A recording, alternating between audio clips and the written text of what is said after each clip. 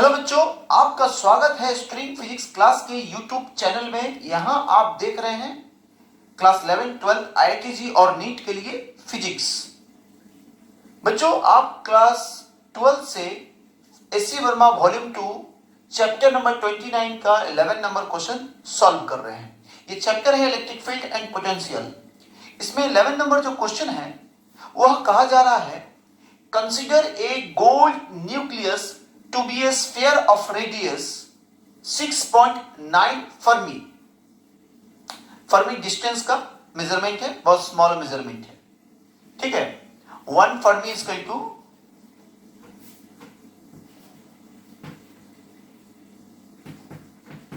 10⁻⁻15 metre. चलिए, बहुत smallest unit है, ठीक है। तो कहा जा रहा है एक गोल्ड न्यूक्लियस, गोल्ड का एक न्यूक्लियस है to be a sphere of radius. Gold का एक न्यूक्लियस है, वो एक स्फीयर है जिसका रेडियस है 6.9 फर्मी। तो मैं गोल्ड का एक न्यूक्लियस कंसीडर करता हूं जो ऑलमोस्ट स्फीयर है, ऑलमोस्ट क्या स्फीयर ही कहा गया है, जिसका रेडियस है 6.9 फर्मी, ठीक है। इसको मैं 10⁻⁻15 से मल्टीप्लाई कर देता हूं ताकि मीटर में मिल जाएगा मुझे, ठीक है। तो ये सेंटर हो गया। अब कहा जा रहा है in which protons and neutrons are distributed. आपको पता है न्यूक्लियस में प्रोटॉन्स और न्यूट्रॉन डिस्ट्रीब्यूटेड होता है। नील्स बोहर साहब का ये थ्योरी है। चलिए, find the force of repulsion between two protons. आपको फोर्स ऑफ रिपल्सन निकालना है दो प्रोटॉन के बीच का, सिचुएटेड एट लार्जेस्ट सेपरेशन। यानी एक स्फीयर है, स्फीयर में दो प्रोटॉन, वहां पे प्रोटॉन और न्यूट्रॉन बहुत सारे हैं, लेकिन कोई दो प्रोटॉन कहा जा रहा है जिनके बीच फोर्स ऑफ रिपल्सन निकालिए, फाइंड आउट कीजिए, लेकिन वह लार्जेस्ट सेपरेशन में है। तो अब यहां पर वर्मा जी ने यह नहीं कहा है कि लार्जेस्ट सेपरेशन क्या होगा। तो आप सिंपल ज्योमेट्री की मदद से सोच सकते हैं एक स्फीयर के अंदर लार्जेस्ट सेपरेशन वही होगा जो डायमीटर के दो किनारा होगा, उससे बड़ा लार्जेस्ट सेपरेशन कुछ नहीं होता है। यानी डायमीटर का किनारा, इसका मतलब एक प्रोटॉन इस किनारे पे होगा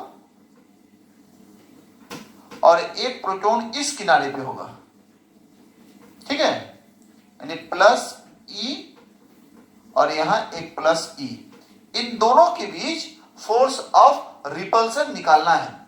चलिए, अब हम पता करें इन दोनों के बीच फोर्स ऑफ रिपल्सन कितना आ रहा है।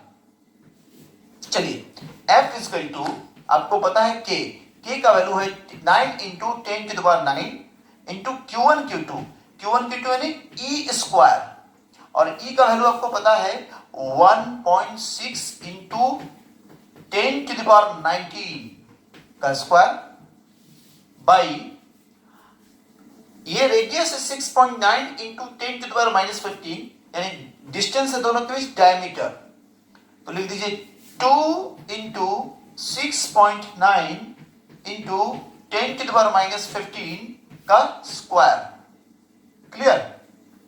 तो ये फोर्स होना चाहिए, फोर्स ऑफ रिपल्सन दो प्रोटॉन के बीच, जो दो प्रोटॉन किसी डायमेट्रिक एंड पर हैं, एक्सट्रीमिटीज पर हैं किसी न्यूक्लियस में, ठीक है।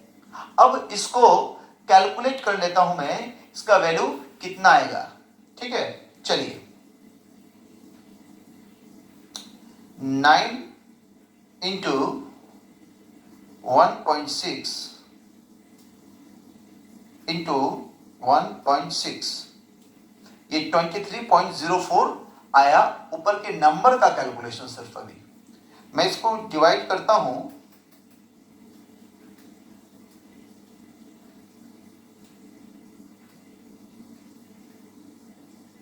डिवाइड कर रहा हूं मैं इसको 4 से, क्योंकि 2 का स्क्वायर 4 हो जाएगा, ठीक है। फिर डिवाइड कर रहा हूं मैं इसको 6.9 से, अगेन डिवाइड कर रहा हूं 6.9 से, ठीक है। तो मुझे जो नंबर इसमें मिला आप लोग कैलकुलेट कर लेंगे।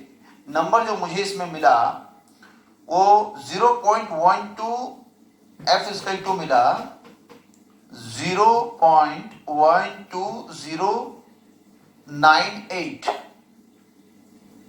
ठीक है, इसके आगे मैं नहीं लिख रहा हूं। ठीक है, अब ध्यान देंगे ये आपके पास आ गया 10⁹। ठीक है, अब 10 के पावर को कैलकुलेट कर दीजिए।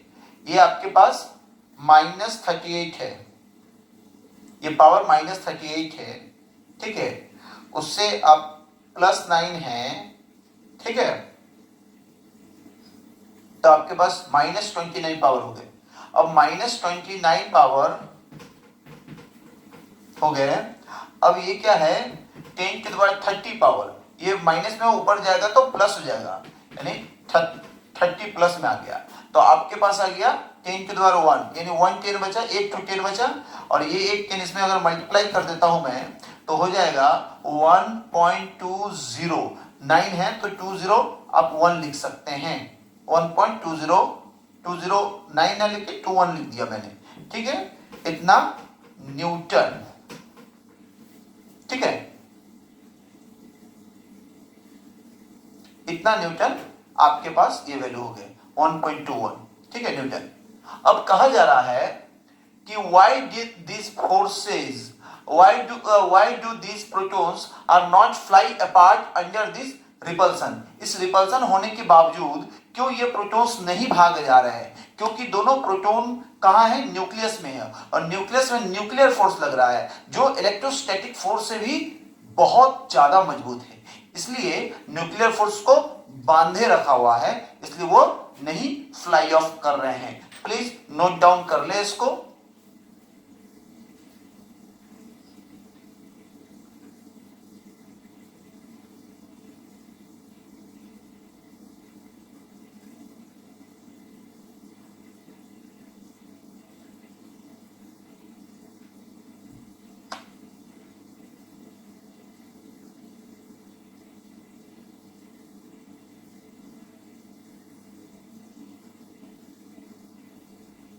चलिए, आपने नोट कर लिया होगा।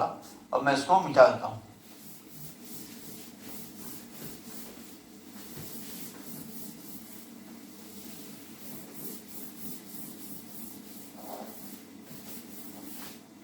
इसके बावजूद भी अगर आपको प्रॉब्लम हो तो आप कमेंट बॉक्स में लिख सकते हैं।